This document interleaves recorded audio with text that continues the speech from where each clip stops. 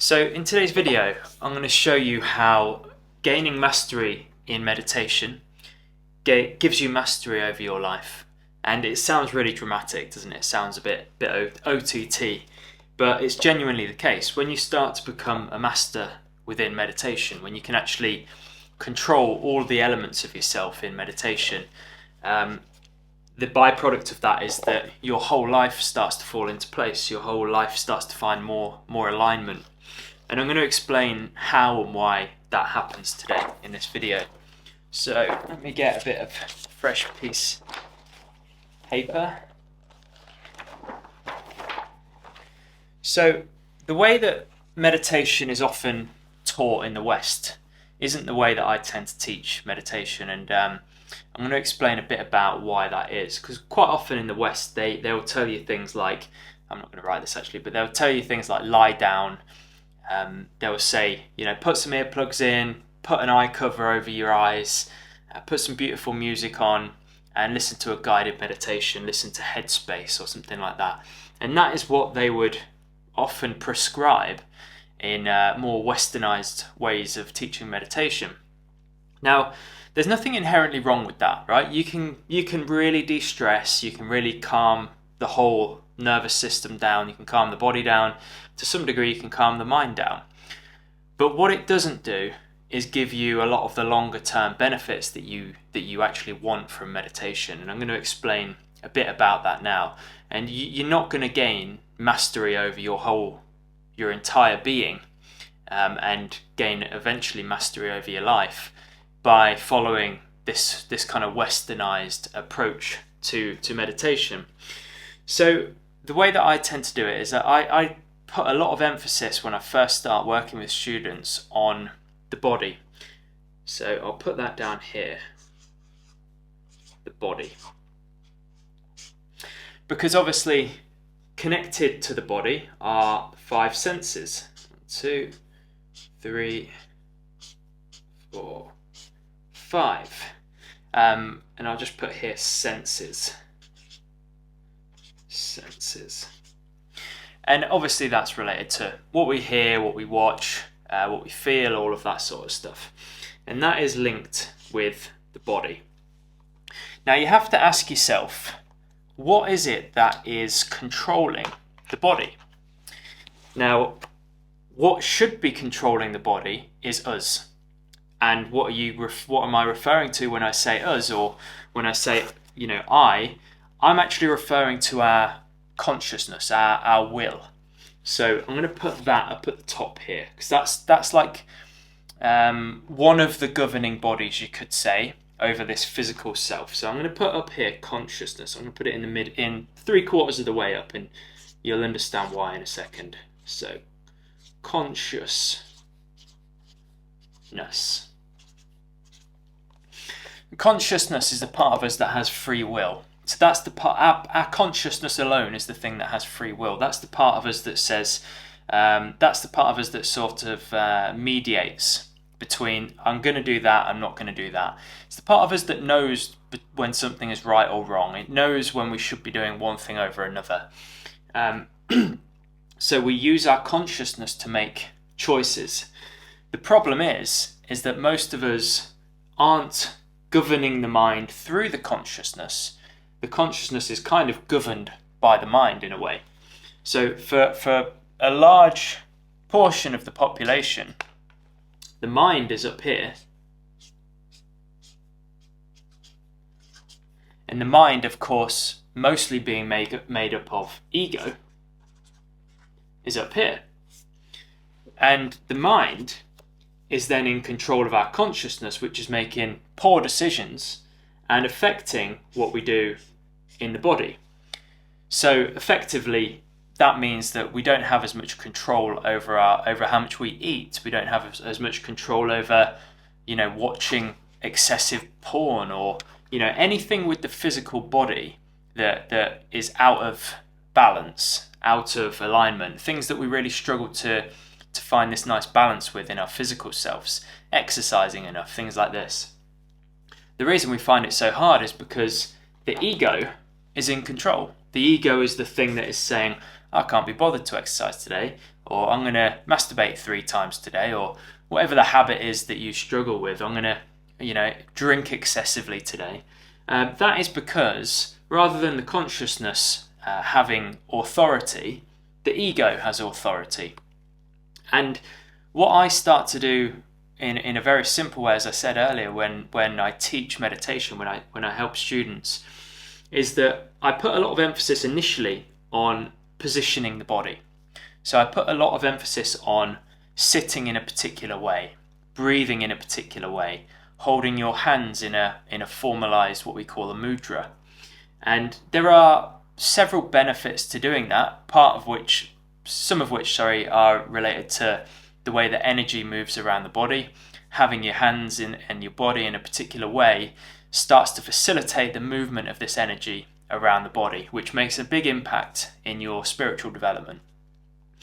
So there's that side of things, but just as important is the fact that by starting to put some kind of restrictions, you could call it, on the body, and sort of having some authority over the body and saying, when I meditate, I'm going to do it in this way. I'm going to position my body, with a straight spine. I'm going to have my hands in a mudra. I'm going to breathe in a particular way.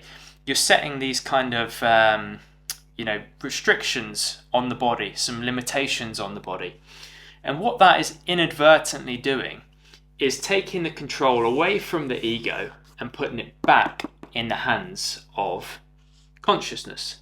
So just by doing that, there's a bit of a role reversal starting to happen here. And it's not immediate. It's not as if immediately you're taking back control. I mean, you are to some degree, but the ego will constantly try to regain more control over this situation.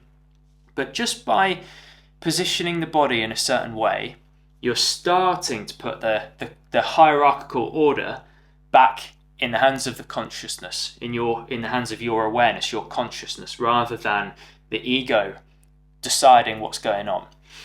The other factors of it, obviously, is the fact that it's normally advised that you meditate every single day. It's normally something that for many people, they'll get up and do it in the morning.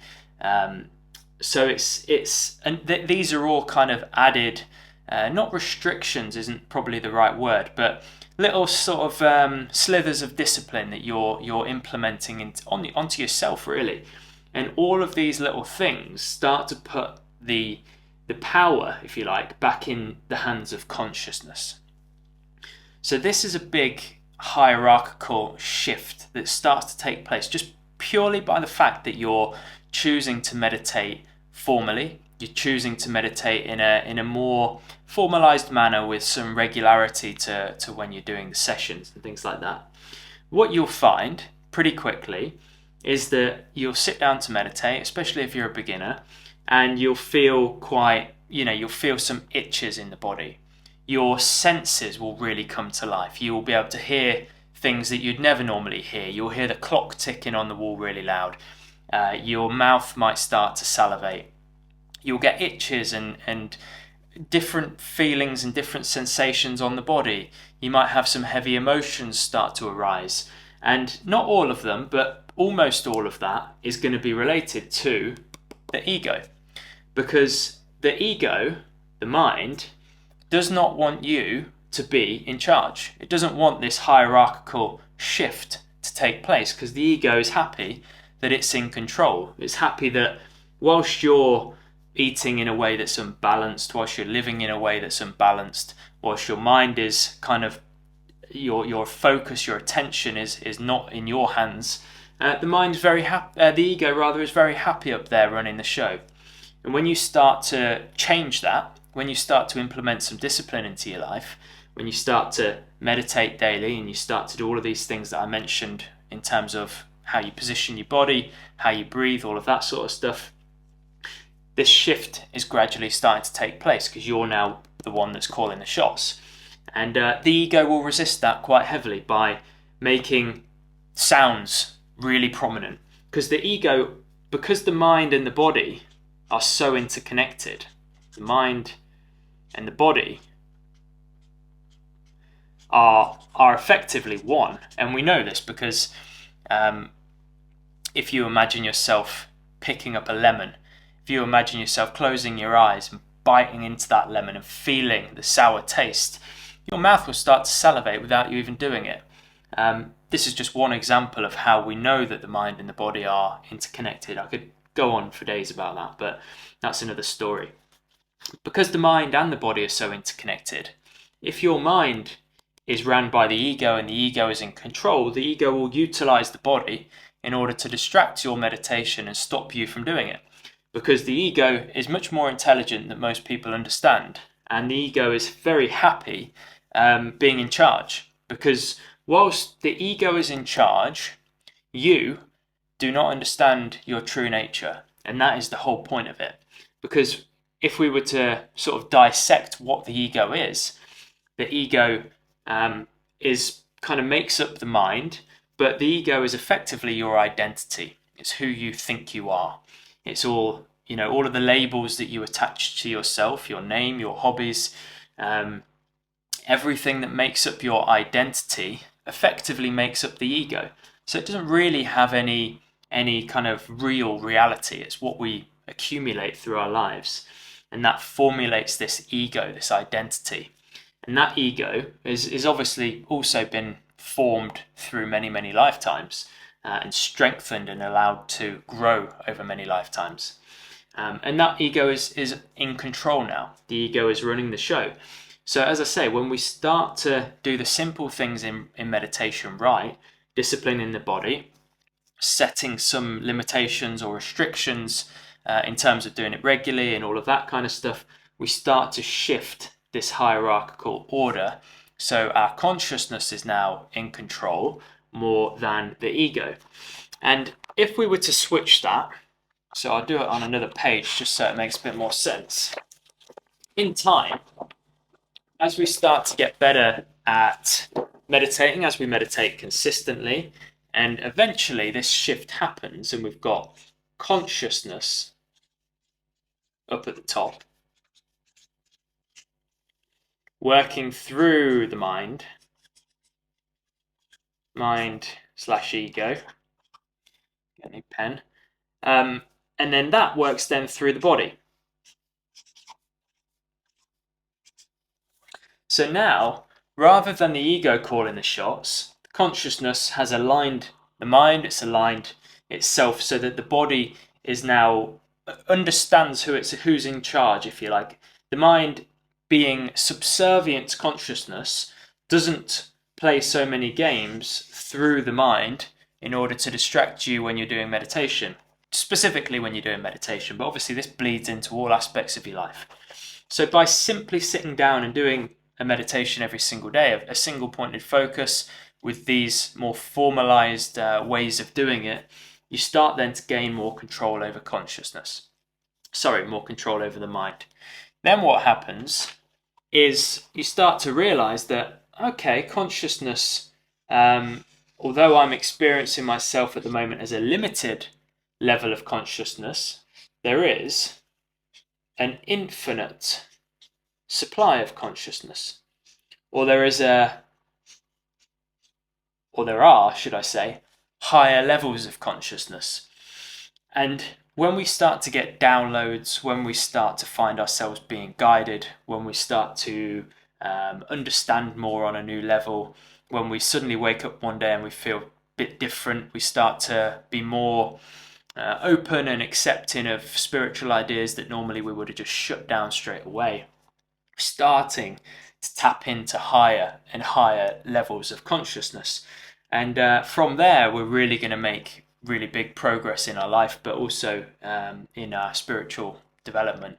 And from here, it really starts to unfold and things progress quite naturally from there. But this ego will always try to gain more control. So a lot of students that I teach, they will meditate for some time, maybe 2-3 months. They'll find some nice depth. They'll have some nice visions or experiences. Not always, but in many cases.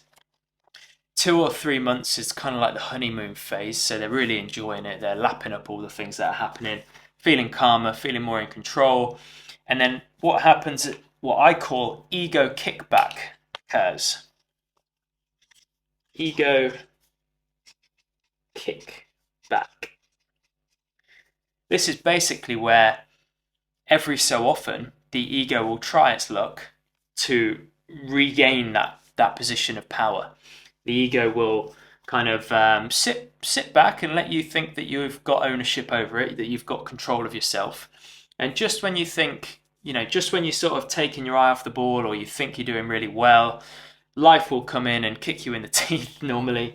And when there's a moment of weakness, when you're tired, when you're irritated, when something happens externally, sometimes without any of those kind of effects, the ego will try its luck, and the ego will try to bring up thoughts of doubt, thoughts of boredom, thoughts of fear, feelings of fear, I should say, and it will try to re-establish this position of kind of power that it had. And then people start saying, "Oh God, I thought I was doing so well. I thought I had control of myself. I'd made all this progress, but nothing seems to have changed. I seem to have fallen back to where I was before." All of these kinds of things, and it's totally understandable. I'm saying it in this way. I'm not actually taking the mick. I'm just, I totally understand why people feel like that when they have this kind of situation occur, this ego kickback, because it's confusing. You make really good progress, and then the next day or the next week, it feels like you're back at square one, and it feels like the meditation is really hard, and your body's uncomfortable, and you've got a busy mind, and everything seems to be distracting you. You're getting really irritated, and all of this sort of stuff, and you're thinking, "God, I've been meditating for like 3 months or 6 months or years sometimes. Why am I still having this stuff come up? Why am I still having this resistance?" And simply put, it is this ego wanting and trying again to regain more control, because as you evolve through doing this kind of work, as you develop spiritually, you're actually tapping into higher levels of yourself. You're actually experiencing higher and higher levels of yourself. The consciousness that you're experiencing, the vastness that you start to experience, the depth that you experience, it's of yourself. You're really starting to understand actually who you are more and more on the very deepest level. And the ego, as I said earlier, is very smart. It knows this. It knows that as you start to realize who you are more and more, it's not needed anymore. This sense of identity on a human level isn't going to be needed when you realize yourself. And the ego knows this. And as I say, it's much smarter than most people would believe. And so the ego will intermittently, at periods, especially at periods in your life or during periods of your life where you're kind of weaker, when you're more tired, when you're more susceptible to the ego can kind of slip in through your guard. The ego will intermittently try to kind of gain more control of yourself again, and allow you to fall into vices, allow you to fall into bad habits. Because again, when it does that, it's got then some level of control over the body, and it's to some degree more and more in charge of you. So this is why it all comes back to starting with the physical body, starting to get all of these senses in more alignment. And I've mentioned it before in other videos. It's important to do that outside of the meditation just as much as it is within. But sitting down every single day for 10, 20, 30 minutes in a formal posture with your hands in a particular way, breathing in a particular way, following a single pointed focus, not wanting or doing anything more than that, but just doing that simple discipline every single day starts to shift all of this.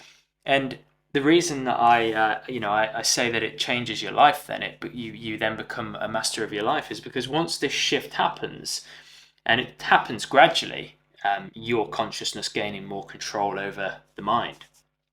I'm just calling it consciousness. Some people might call it spirit or soul or whatever. But once that shift happens more and more, everything in life becomes easier. It becomes much easier to make better decisions, better choices in terms of what you're doing in your physical life, how much you're eating, drinking, sleeping, all of that sort of stuff. Everything becomes much easier when you're not fighting this ego.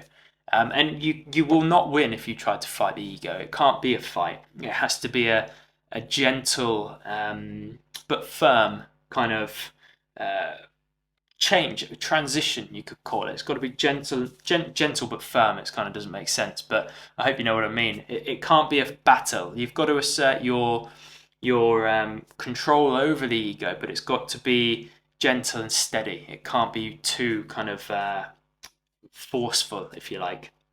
You will understand this more and more as you go through the process yourself. But I could talk about this all day. I don't want to go on and bore you, but I hope this is making some sense. The fact that meditation really does start to make you the master of your life, make you the master of yourself, so that this ego is not running the show. But it's got to be done in the right way. If you want to learn more about meditation, if you want to understand how to do meditation properly, be part of my community, I'll leave a link down in the description. There's an amazing group in there. We would love to have you in. But failing that, I'll see you on the next video. Thanks so much for watching.